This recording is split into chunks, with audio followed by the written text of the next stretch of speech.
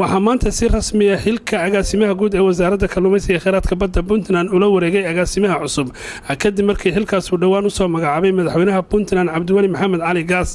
munaasabadda xil wareejinta oo ka dhacday xarunta wasaaradda ee magaalada Boosaaso ayaa waxaa ka soo qayb galay wasiirka kalluumaysiga iyo kheyraadka badda Puntland Cabdinuur Bindo madaxda wasaaradda hay'adaha xiriirka la leh wasaaradda dekedaha iyo gaadiidka badda Puntland ugureyn halkaasi ka hadlay siyaha xilka Cabdiqaadir Xaaji Yuusuf oo ka warbixiyay waxyaabihii qabsamay intii uu xilka hayay isagoo xilkana ku wareejiyay agaasimaha guud ee wasaaraddaasi Cali Xirsi Salaad waxaanu dhisnay balbalada dayactirka qalabka kalluumaysiga ee degmada Boosaaso iyo saxiimad loogu talagalay in lagu badbaasho dhibaatooyinka ka dhaca badda waxaanu dhamaystirnay oo daahfurnay oo tartankii tirbalbiga u qabanay si xor ah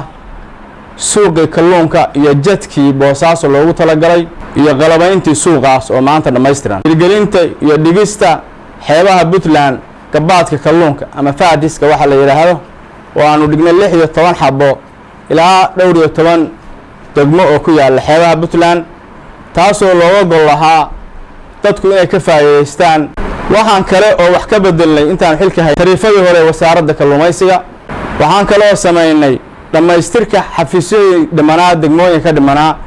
sida degmada Laasqoray Ayl Garacad iyo Dangoroyo oo ugu dhameysay runtii intii muuqatay waxay ahayd intuba wax aad u qurux badan oo positive ah wixii wanaagsanaa oo wasaaraddu lahaydna waa kana mahad celinaynaa inaan maintain garayno oo si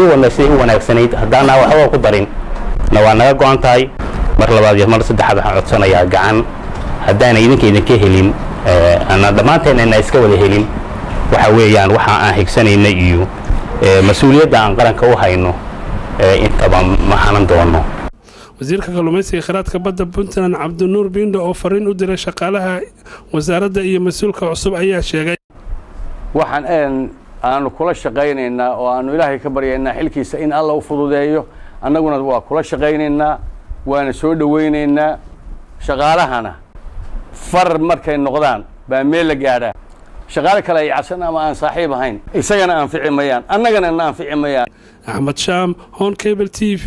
takada magaalada Boosaaso